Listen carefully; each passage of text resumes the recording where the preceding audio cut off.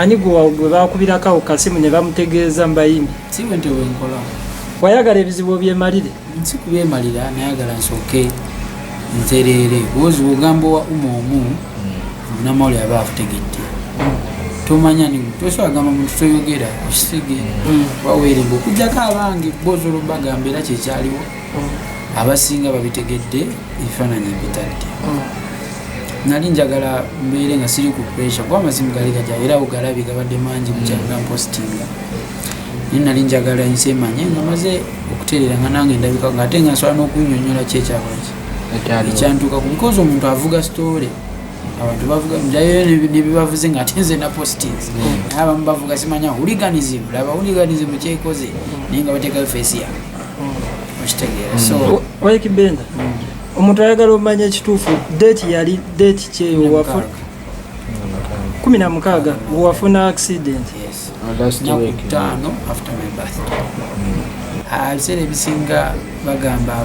enzikiza yosooka nga etaala terinajja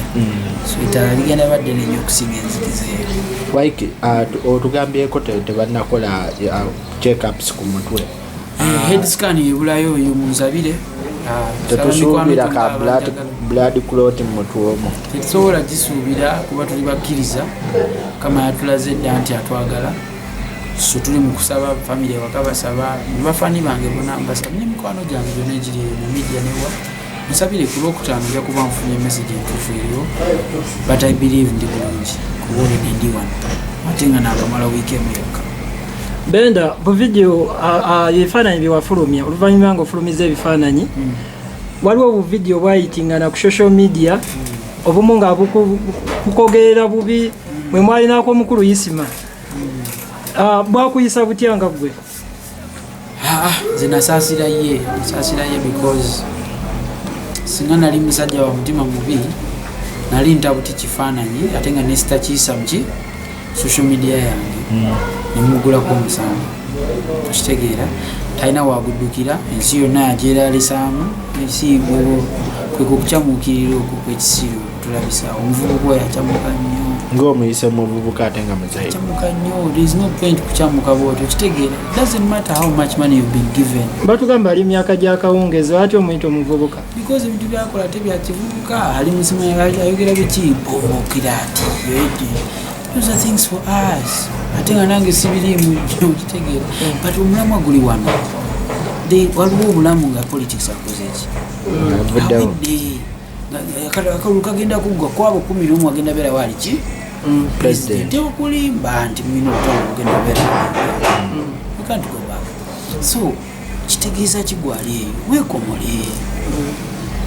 tomala galeekaana bwoti ogenda kwereetera ebizibu oyinza okuba tolina abantu bo naye waliwo abalina abantu baabwe ojja baleetera ebizibu because otunda olulimi olukola ki olutemula so nze nsaasira musaasire nensaba n'abantu abo abamuwa ku sente bamukangavule nga bukyali sente nyingi zonoona I don't think nyingi kuba kati ze bawa bebekulu ze nyingi oli alina kyayongera ku Museveni that's not what Museveni needs Museveni ayagala buntereke bakirajabu butebenkefu tanoonya ki kwawula bantu okitegeera but this man is being given what miliyoni mu kitundu 2 olekananga gwe bawadde biliyoni you know so kibi nnyo naye nze simulinaako buzibu nalabye ye nenyemabega he doesn't even have to apologize tukole ekisingako omulundi okukola ki oguddako tukole we need to do better awo wennyini ebifaananyi omala obbitawo oti bafaani batandika balumba OS bagamba OS emabegakawo wali olaamye olagudde nga batandika omuyingira OS n'avaayo musajja watu n'atandika okugamba bannaye akyeyogera si yakireeta n'atusa okusaasira kwe no one love tewali buzibu nebaza mikwano gyange mu bayimbi ne mu media bambi bangi abankubidde amasimu oludda n'ekyo kyongera okulaga abantu abamu bakwagala naye nga tebakutijjisa naye bakwagala so nebaza abayimbi bannange bangi bambi namenya nyiza okwerabirayo omu ate naye naifuuka ensonga okitegeera bani blotiki nazo zaava so I just want to thank my fellow musicians bambi abamu bagenda bagamba temwapostinze munnamwe no waliwo abaze mu inbox nga tebapostinze ate I value the inbox more than social media because oyo muntu oyo agenda mu inbox n'agamba muganda wa kyekiri bulungi so bonna yakoze kyasobodde abamu basukulumye nnyo muganda wa King Saabaami kwagala nnyo webale nnyo okuvaayo John Black Juliana Kanyomozi Winnie Mwangi MCs Epas yes Epas ya nkubira masimu nampeeza audio WhatsApp banji bambi muzonyo Fix for Maker thank you guys Joe how many time mani Muhammad togukoya waike olo family yo yamanye nti amukadde gye mwali muva tubagamba n'abagamba abalenzi babagamba mpaka nga bayisayo nakupiki tegeza pote balinze bifaananyi baali bakimanyi already kati ate bo babadde ku buzibu impostinze bonna nabaletedde bizibu omwana ali atya okitegeera amada nti naye famire ngeri okwekola ki yabuuza bamasimu kumba n'emibulamu so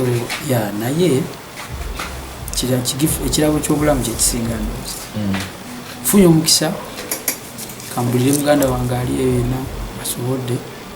wekola omutima tolinda kyange kituukewo wetereze ngaokyasobola mukama kuwekisa ate omuddire wenanyina ebibibyo kuba kiba kibi nnyo okgenda nga tosiibudde kyekibadde kigenda okukola ki okutuukawo nalo n'emikwano egyazzeemu netukolagana lwa kintu kimwe so ekintu ekibi kyoyinza olaba ngaekibi nze kati ndi mu celebration ngabaani abo abakomezaawo omukwano sisobola kwogera ebeeresa embiranye endala naye kyolina omumanya nti friendships zadzeewo ezimu because of that so ojjukira nogamba nebino byonna bitulimu tebikola ki tebiriimu kyaliwo nga badde agenda kufa because nefuula kabejja oba ye kennyini abadde yefuula kabejja yabadde agenze nga tetulina nambeera eriwo yaki yamaanyi so katonda nsaasidde kyokka kiyinza okugamba waiki nga biri obirese obulinga obusembayo kyaliwo epasi ate oli gundi president w'abayimbi yavaayo n'agamba abayimbi temwenyigidde mu struggle oba kulwanirira bannayuganda muli eno bali mulinze bulinzi kintu kiterere then mukomewo mubuukire kino nga gwe president oyinza kyogerako oti oba kikomentingako sina kiyinza kyogerako because olaba abayimbi bonna abo balina brand ezaabwe balina babamanaginga ne tiimu zaabwe buli omu alina engeri gyavugamu ki brandi